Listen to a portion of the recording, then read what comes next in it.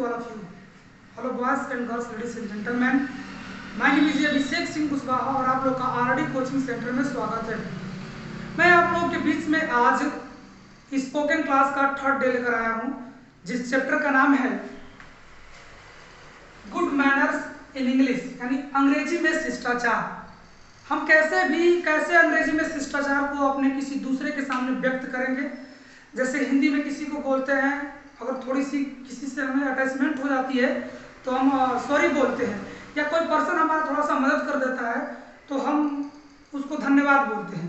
तो बट इसको इंग्लिश में हम कैसे बोलें, क्या कहें, इसका क्या रूल है, आइए हम देखते हैं। देखिए, नंबर फर्स्ट रूल,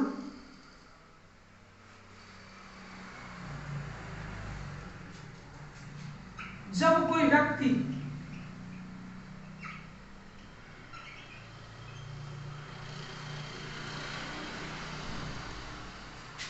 हमारा मदद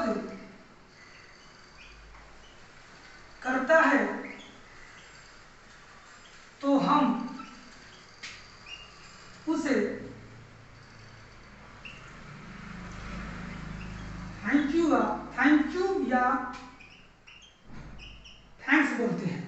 ठीक है, जब कोई व्यक्ति हमारा मदद करता है तो हम उसे थैंक यू या थैंक्स बोलते हैं। बट थैंक यू और थैंक्स में दोनों में बहुत काफी डिफरेंस होता है। ठीक है, जब कोई भी व्यक्ति थोड़ी सी हमारा मदद करता है तो हम उसको हिंदी में बोलते हैं धन्यवाद, लेकिन इंग्लिश में क्या बोलेंगे, थैंक यू, नहीं तो थैंक्स। लेकिन दोनों में डिफरेंस है। What is the difference between thank you and thanks? Sir, what is the difference between thank you and thanks? कब हम किसी व्यक्ति को थैंक यू बोलेंगे और कब हम किसी व्यक्ति को थैंक्स बोलेंगे। ठीक है, तो आइए समझते हैं, क्योंकि दोनों में बहुत काफी रीजन होता है और ये हमारे लिए बहुत इंपॉर्टेंट है समझना। देखिए,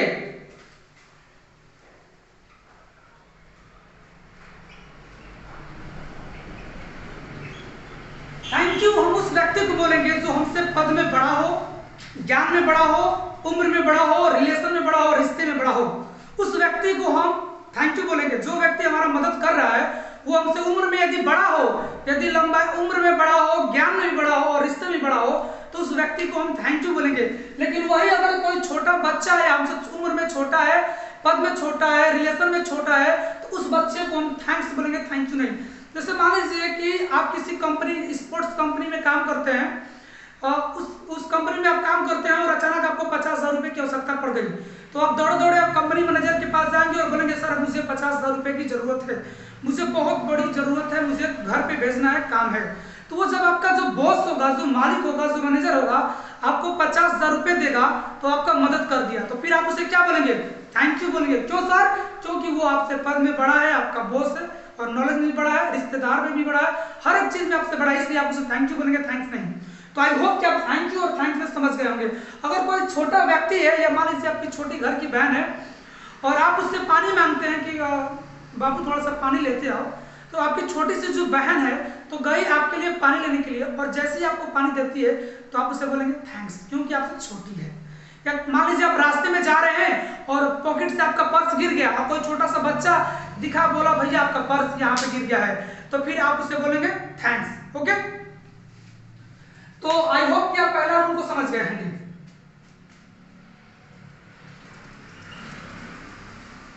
अब देखिए,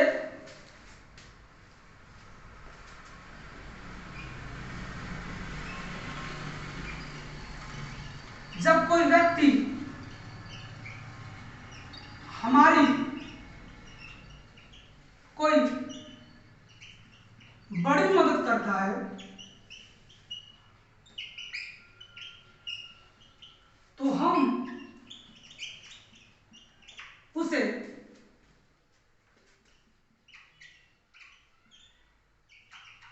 थैंक यू या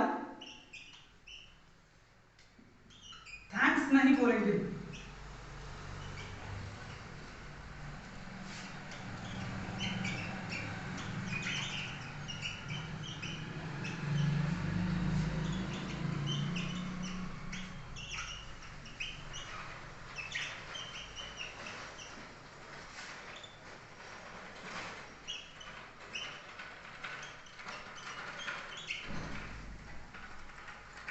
ठीक है, अगर कोई व्यक्ति मान लीजिए व्यक्ति है और हमारा बहुत बड़ा मदद कर दिया, जिसको भूला नहीं जा सकता, बहुत बड़ा मदद कर दिया, तो आपको नहीं तो थैंक यू नहीं तो थैंक्स, दोनों में से कोई नहीं बोला जाएगा।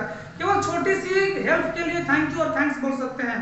जैसे मान लीजिए आपके पास कलम नहीं है और एग्जाम में बैठे हैं, तो किसी दूसरे पर्सन से आप कलम मांग देते हैं और वो पर्सन आपको कलम देता है, तो आप उससे थैंक्स या थैंक यू बोल सकते हैं। लेकिन अगर आपका कोई व्यक्ति बड़ा मदद कर देता है तो आप उसको क्या बोलेंगे?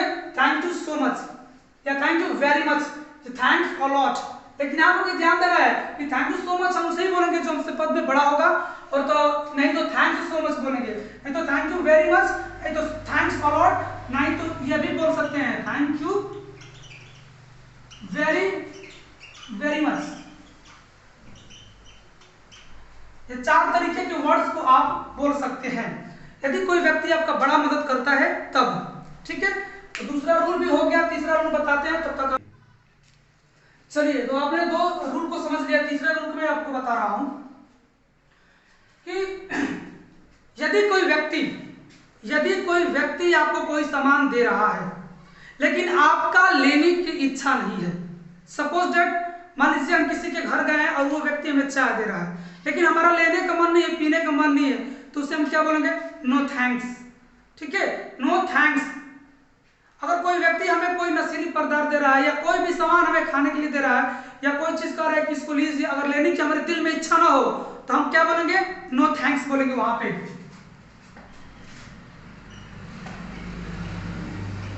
अब इसका मतलब ये मत समझिएगा कि वो हमारा हेल्प कर रहा है और मैं उसका हेल्प लेना नहीं चाह रहा हूं। ठीक है, अगर कोई व्यक्ति हमारा हेल्प कर रहा है लेकिन मैं हेल्प लेना नहीं चाह रहा हूं तो वहां पर हम बोलेंगे नो हेल्प। ठीक है, रूल नंबर 4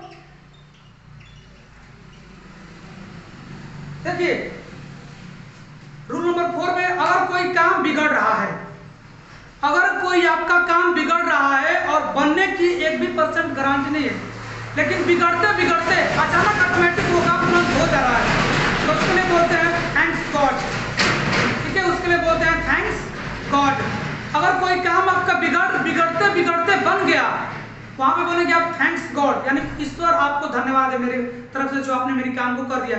जैसे मान लीजिए आपके घर में किसी की तबीयत खराब है और सारे डॉक्टर ने आपको मना कर दिया है कि अब ये हमारी बस की नहीं है, बच नहीं सकती हैं, तो वही कुल मिला के मरते मरते अचानक उनके बॉडी में कुछ ऐसा माहौल बना कि उनकी जान बच गई, तो डॉक्टर बोलते हैं कि आपकी माँ या आपकी पत्नी आपके बेटा खतरे से बाहर है, तो आप बोलेंगे थैंक्स गॉड। यानी कुल मिला के कोई काम बिगड़ते बिगड़ते जब ऑटोमेटिक बन जाता है वहां पे हम बोलते हैं थैंक्स गॉड।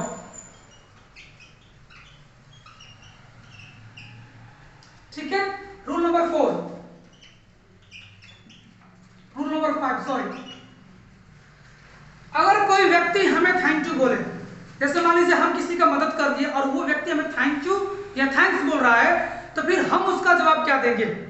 अगर कोई व्यक्ति हमें थैंक यू या थैंक्स बोल दिया है तो हम उसका जवाब क्या देंगे? तो नॉर्मली लोग देते हैं, कोई आपको थैंक यू या थैंक्स बोलता है तो आप बोलते हैं वेलकम या यू आर वेलकम। इसके जगह पे आप और भी वर्ड्स बोल सकते हैं। ये तो बहुत पुराना हुआ, बहुत घिंचा हुआ वर्ड्स है जो कि लोग इसको हमेशा बोलते आते हैं, लेकिन इससे भी मैं बेटर आपको बोलूंगा, बता रहा हूं। आप वेलकम बोल सकते हैं, राइट। आप नो आप यू आर वेलकम भी बोल सकते हैं, ये भी राइट। आप इसके जगह पे बोल सकते हैं इट्स ओके, ये भी राइट। इसके जगह पे आप और भी बोल सकते हैं नो मेंशन, भी राइट है। इसके जगह पे और बोल सकते हैं मेंशन नॉट, ये भी राइट है। सबका मतलब भी मैं समझा रहा हूं। वेलकम का मतलब स्वागत होता है और यू आर वेलकम का भी मतलब स्वागत होता है, लेकिन किसी का हम स्वागत नहीं कर रहे हैं। किसी व्यक्ति हमें जब थैंक यू बोल रहा है तो हम उसका स्वागत नहीं कर रहे हैं, उसके धन्यवाद को हम अपने दिल से स्वागत कर रहे हैं जो आप हमारी मदद किए हैं। और इट्स ओके का मतलब, मान लीजिए कोई आपको थैंक यू बोल रहा है तो इट्स ओके बोल रहे हैं, इट्स ओके, इसका मतलब सब ठीक है। ठीक है, इसका मतलब होता है सब ठीक है।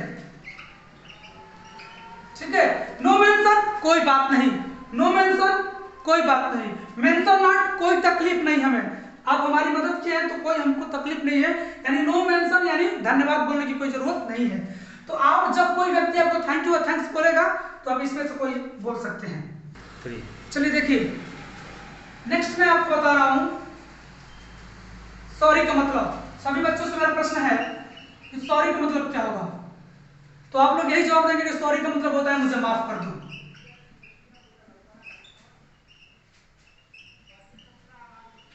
मैं कहता हूं कि ये रॉन्ग है। अब आप लोग कहेंगे सर अब पूरे अब तक हमने लाइफ में कहीं ऐसा कोई टीचर ने मुझे नहीं पढ़ाया कि सॉरी का मतलब होता है मुझे माफ कर दो। मुझे कोई ऐसा टीचर नहीं बताया कि ये गलत होता है, लेकिन मैं कह रहा हूं कि सॉरी का मतलब मुझे माफ कर दो नहीं होता है। अब मैं इसको प्रूफ कर रहा हूं क्यों ऐसा नहीं होता है, प्रूफ कर रहा हूं आप लोगों के सामने। ठीक है, मैं यहाँ पे प्रूफ कर रहा हूं आप लोगों के कि सॉरी का मतलब मुझे माफ कर दो नहीं होता है। सॉरी का मतलब होता है दुख। सॉरी का मतलब होता है दुख या खेद। ऑलराइट, तो सॉरी का मतलब क्या होता है? दुख या खेद। क्यों? तो इसको समझने के लिए एक छोटी सी स्टोरी के पास चलते हैं। मैं ज्यादा आप लोग का समय नहीं लूंगा। तो सॉरी का मतलब होता है दुख या खेद, लेकिन इसको समझने के लिए हम स्टोरी के पास चलेंगे बच्चे। किसके पास? एक स्टोरी। चलिए स्टोरी। हम लोग अपने लाइफ में कभी ना कभी कोई ना कोई ऐसी बॉलीवुड की मूवी बहुत देखी होगी। आप लोग भी देखे हैं, हम लोग भी देखे हैं। तो हमने अपने लाइफ में बहुत सारी बॉलीवुड मूवी देखी है। उस मूवी में से कोई उठाई, जैसे Phool Aur Kaante, Ajay Devgan. Ajay Devgan is my best actor. तो एक मूवी उठाते हैं जिसका नाम है फूल और कांटे। कोई भी मूवी आप उठा सकते हैं। तो याद कीजिए, मान लीजिए जो हीरो है अपने हीरोइन के साथ उसको लेकर कहीं जा रहा है। मेरी बातों को ध्यान दीजिएगा। जो हीरो है वो अपने हीरोइन को अपने साथ में कहीं लेकर जा रहा है। अब जा रहा है मस्ती करते हुए। जैसे जैसे वो जा रहा है तब तक पीछे से एक ट्रांसपोर्ट, एक ट्रक आकर उस लड़की को एक्सीडेंट कर देता है। मेरी बातों को समझिएगा, मैं प्रूफ कर रहा हूँ सॉरी को, मैं स्टोरी को नहीं। तो जैसे वो हीरो हीरोइन जा रहे हैं रोड पे, तब तक पीछे से कोई एक ट्रक आकर उस लड़की को एक्सीडेंट कर देता है और एक्सीडेंट करके तुरंत वहां से गायब हो जाता है। जैसे हीरोइन उस रोड से फेंकाकर कहीं दूसरे स्थान पर जाती है तो हीरो क्या करता है? कोई मूवी में जल्दी से दौड़कर उस हीरोइन को अपने उठाता है और जल्दी से हॉस्पिटल लेकर भागता है। जैसे हॉस्पिटल लेकर भागता है तो डॉक्टर वहां पर होता है और उसको बोलता है कि डॉक्टर साहब मेरी किसी तरह पत्नी को बचा लीजिए या मेरी गर्लफ्रेंड को, जो भी है उसको आप बता लीजिए, मैं बहुत आपका आभारी रहूंगा। डॉक्टर उसको ट्रीटमेंट कराए, डॉक्टर उसको ले लेता है और लेने के बाद आप देखे होंगे हॉस्पिटल में कि जो डोर होता है, जो दरवाजा होता है हॉस्पिटल का, उसको हमेशा डॉक्टर क्लोज कर देते हैं। क्लोज करके जो उनके साथ जो आए हुए पेरेंट्स होंगे उनको बाहर कर दिया जाता है। अब डॉक्टर उस लड़की को वहां पर ट्रीटमेंट कर रहा है। बात को मेरे समझिएगा, वहां पे ट्रीटमेंट कर रहा है लड़की का डॉक्टर, और ट्रीटमेंट करते करते माहौल ऐसा बनता है कि वो लड़की की जान चली जाती है। फिर उस समय, अब इस स्टोरी के यहीं पे छोड़िए, अब लड़कों को देखिए। जो हीरो उसके साथ अजय देवगन है, वो तब तक क्या करेगा? ऐसे घूमेगा, ऐसे ऐसे, नहीं तो चिंतित होकर अपने बार को ऐसे करेगा, नहीं तो ऐसे ऐसे सोच में पड़ेगा ताकि डॉक्टर हमें कभी तुरंत न्यूज दे कि मेरी वो जो होने वाली पत्नी है वो कैसी है। हीरो बेचैन होता है, कब तब तक बेचैन रहता है जब तक डॉक्टर कोई में इंफॉर्मेशन न दे दे। तो जैसे डॉक्टर आता है तो हीरो दौड़ के जाता है, बोलता है डॉक्टर साहब काजल ठीक तो है ना? तो डॉक्टर साहब क्या बोलते हैं? Ajay I am sorry. क्या बोलते हैं डॉक्टर साहब? Ajay I am sorry. यहां पे सॉरी का मतलब होता अगर मुझे माफ कर दो, तो इसका मतलब आप खुद बताओ कि अगर सॉरी का मतलब होता मुझे माफ कर दो, तो इसका मतलब तो यही ना होगा कि डॉक्टर साहब ने उस लड़की को जानबूझ के मारा है, तभी बोल रहा है कि आई एम सॉरी, मुझे माफ कर दो कि मैं तुम्हारी होने वाली पत्नी को बचा नहीं पाया। आप खुद सोचिए कि सॉरी वहां इसलिए आई एम सॉरी बोलता ना, अगर आई एम सॉरी का मतलब होता मुझे माफ कर दो, तो इसका मतलब तो यही ना होता कि वो जानबूझ के मांगा है, मारा है उसको, तभी माफी मांग रहा है अजय देवगन से। नहीं सर, ऐसा नहीं।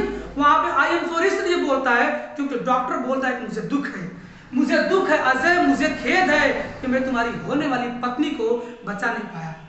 ठीक है, इसलिए सॉरी का मतलब मैं 100% आपको प्रूफ के साथ कर रहा हूं कि मुझे माफ कर दो नहीं होता है, खेद या दुख होता है। आप कभी गूगल पे या ऑक्सफोर्ड डिक्शनरी के हेल्प ले। ठीक है, तो सॉरी का मतलब आई होप कि आप समझ गए होंगे। तो सॉरी का मतलब होता है दुख या खेद। अगर मान लीजिए आपसे किसी छोटी छोटी गलतियां हो जा रही है तो उसके लिए आप बोलिए फॉरगिव मी या पार्डन मी, या मान लीजिए सॉरी बोल सकते हैं, लेकिन छोटी छोटी गलतियों के लिए सॉरी आप अगर छोटी छोटी गलतियों के लिए आप बोलना चाहते हैं तो उसके लिए आप पार्डन मी बोल दीजिए, इंग्लिश का वर्ड है, नहीं तो फॉरगिव मी बोल दीजिए। और भी सारे वर्ड्स हैं जिसको आप बोल सकते हैं। तो आप पार्डन मी से काम चला सकते हैं। पार्डन मी का मतलब है क्षमा का मैं आपका याचना करता हूं, ठीक है, या फॉरगिव मी। ठीक है, आपको कोई व्यक्ति सॉरी बोलता है, जैसे मान लीजिए आपको कोई व्यक्ति खुद से सॉरी बोल दिया, तो आप उसे क्या कहेंगे? तो यदि आपको कोई व्यक्ति सॉरी बोलता है तो आप क्या बोलेंगे? बोलेंगे नो मेंशन, कोई बात नहीं, या नो प्रॉब्लम, कोई समस्या नहीं, या इट्स ओके भी वहां पे भी आप बोल सकते हैं। ठीक है, चलिए नेक्स्ट रूल है,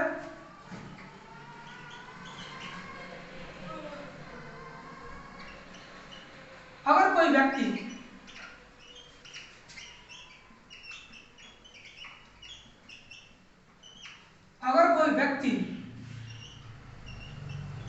कोई काम कर रहा है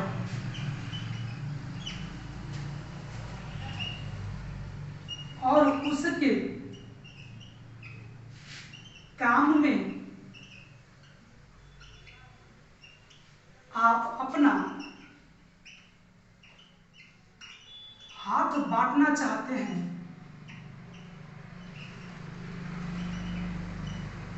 तो आप कहेंगे May I help you? ठीक है,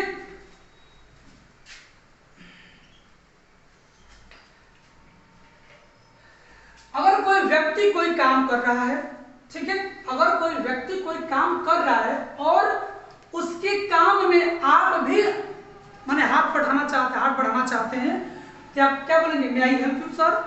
जैसे मान लीजिए आपके पिताजी हैं, कोई खेत में काम कर रहे हैं, तो आप देखें कि यार पिताजी मेरे सुबह से काम कर रहे हैं, तो हम लोग बोलते हैं ना कि पिताजी क्या मैं भी आपके साथ सहायता कर सकता हूँ, क्या मैं आपकी मदद कर सकता हूँ? तो उस सिचुएशन में आप इंग्लिश में बोलेंगे may I help you father ji, may I help you dad, may I help you papa. या मान लीजिए आपका कोई फ्रेंड है, या कोई मान लीजिए ऑफिस में आपके सर हैं जो कागज वाले काम कर रहे हैं, ऑफिशियल काम कर रहे हैं और बहुत काफी डिस्टर्ब हैं, तो हम लोग बोलते हैं ना कि क्या सर मैं भी आपकी सहायता कर सकता हूँ, sir may I help you. तो आप किसी पर्सन का नाम लेकर बोल सकते हैं, Rahul may I help you, Ajay may I help you, Rajni may I help you, क्या मैं आपकी सहायता कर सकता हूँ? ठीक है, तो अगर वो बोलेंगे यस, तो इसका मतलब ये होगा कि हाँ जरूर, आप बोलेंगे नो तो आप समझ जाएगा कि नहीं वो खुद कर लेंगे। चलिए रूल नंबर 7 भी हो गया, रूल नंबर 8 देखिए।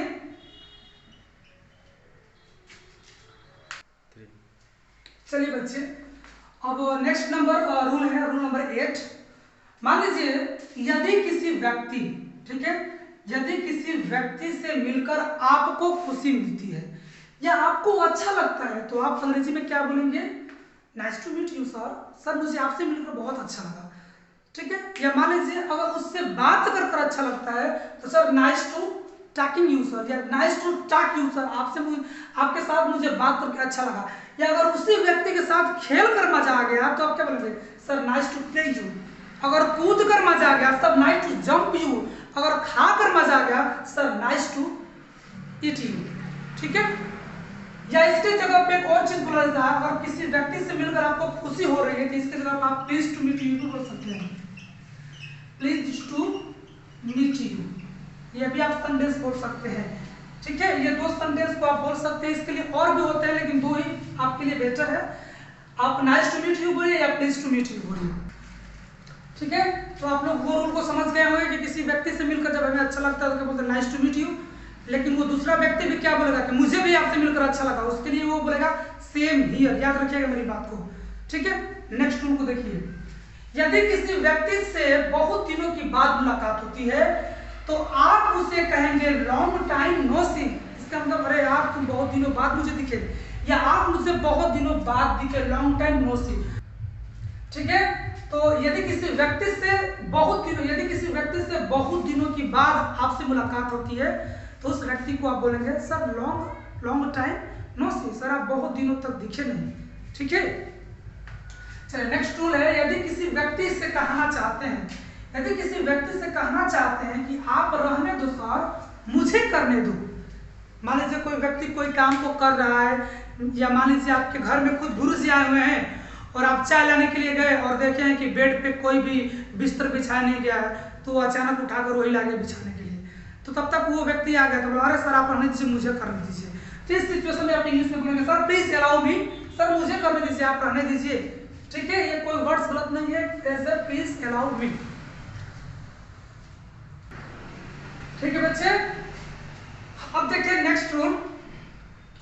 कभी कभी होता है ना कि कभी कभी हम किसी दूसरे की बातों को या सवालों को समझ नहीं पाते हैं। जैसे क्लास में गुरुजी या टीचर्स पढ़ा रहे हैं और उनके बातों को हम समझ नहीं पाते हैं या उनके सवालों को हम समझ नहीं पाते हैं, तो हम खड़े होकर बोलते हैं सर एक्सक्यूज मी, सर एक बार और समझा देते तो अच्छा हो। लेकिन इसी बातों को अगर इंग्लिश में बोलना होगा तो कैसे बोलेंगे? तो उसके लिए आप बोलते हैं sir please repeat the question, sir थोड़ा सा इस क्वेश्चन को रिपीट कर दीजिए। लेकिन एक बात ध्यान से समझिए, ये अनग्रामेटिकल है, ये गलत है, इसको स्पोकन अलाउ नहीं देता है। ठीक है, आपको उठा के देखिएगा, ये गलत है। या excuse me sir can you speak again, can you speak again, क्या आप इसको दोबारा बता सकते हैं? ये भी गलत हो जाता है। लेकिन बोलने वाले बच्चे या पब्लिक जो पर्सन होते हैं बोलते रहते हैं, लेकिन अगर इसको गहराई से देखा जाए ग्रामेटिकल के द्वारा तो ये रॉन्ग होता है। ठीक है, लेकिन कितने बच्चे बोलते हैं माहौल में, तो आप कोई ऐसा माहौल में मत बोलिएगा कि जहाँ समाज थोड़ा दूसरा हो, नहीं तो लोग अगर ज़्यादा पढ़े लिखे होंगे तो काट सकते हैं। इसके लिए आप बोल सकते हैं पार्डन मी, सर क्षमा करें और इस चीज़ को मैं समझ नहीं पाया हूँ, या और यदि अच्छा से कहना हो तो sir I beg you pardon. ये दोनों राइट है, दोनों राइट है, लेकिन एक बात ध्यान देना है, बड़ी जरूरी बात है कि कभी भी पार्डन या आई बेग यू पार्डन के साथ प्लीज का यूज नहीं किया जाता है। ये फैक्ट में याद रखिएगा, प्लीज शब्द का यूज पार्डन के पहले नहीं होता है, नहीं तो बाद में भी नहीं होता है। चलिए, सारे बातों को मेरे बच्चे आई होप कि आप समझ पा रहे होंगे। चलिए नेक्स्ट क्वेश्चन देखते हैं। रूल नंबर 12 है, 12 नंबर, परिचय कराते समय। अब मान लीजिए आपके कोई दोस्त है और आप अपने दोस्त को अपने इंस्टीट्यूट में लेकर गए हैं।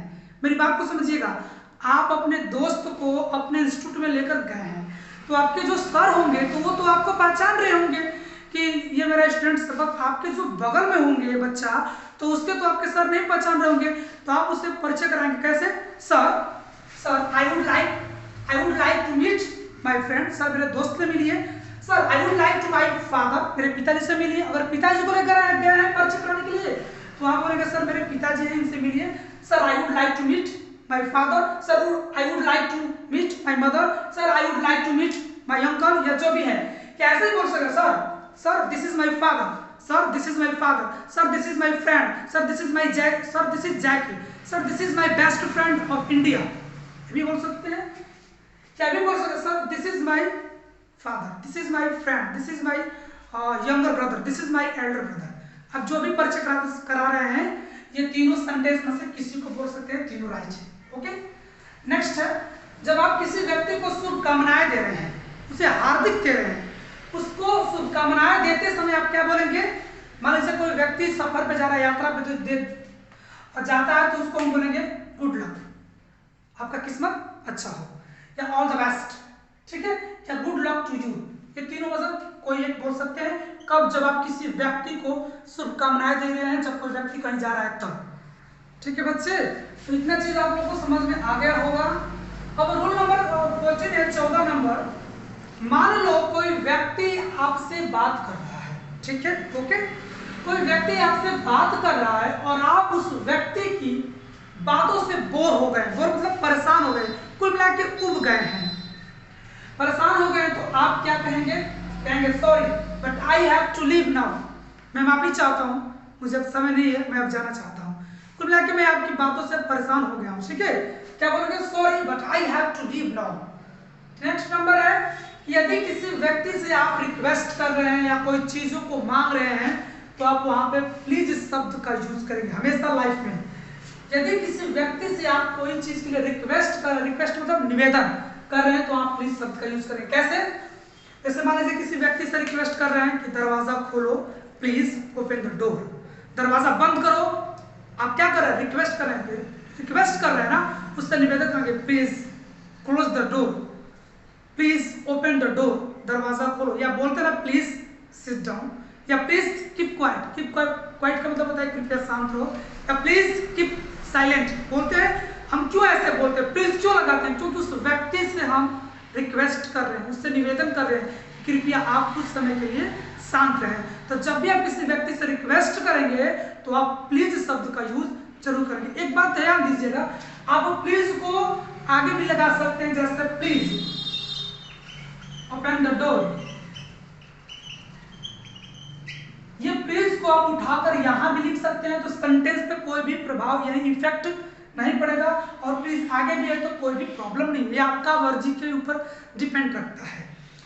ठीक है, ठीक है बच्चे। तो आप कभी भी किसी व्यक्ति से आप यदि आप रिक्वेस्ट कर रहे हैं, निवेदन कर रहे हैं, तो आप प्लीज लगा के, जैसे प्लीज भैया व्हाट इज दिस टाइम, समय क्या है, व्हाट इज द टाइम, समय क्या है भाई, आप उससे समय पूछ रहे हैं, क्या बोलेंगे, please what is the time. अब नेक्स्ट रूल है, जब आप किसी व्यक्ति से कोई सामान मतलब वस्तु या नॉन लिविंग थिंग्स भी बोलते हैं इसमें, जब किसी व्यक्ति से कोई सामान आप मांग रहे हैं,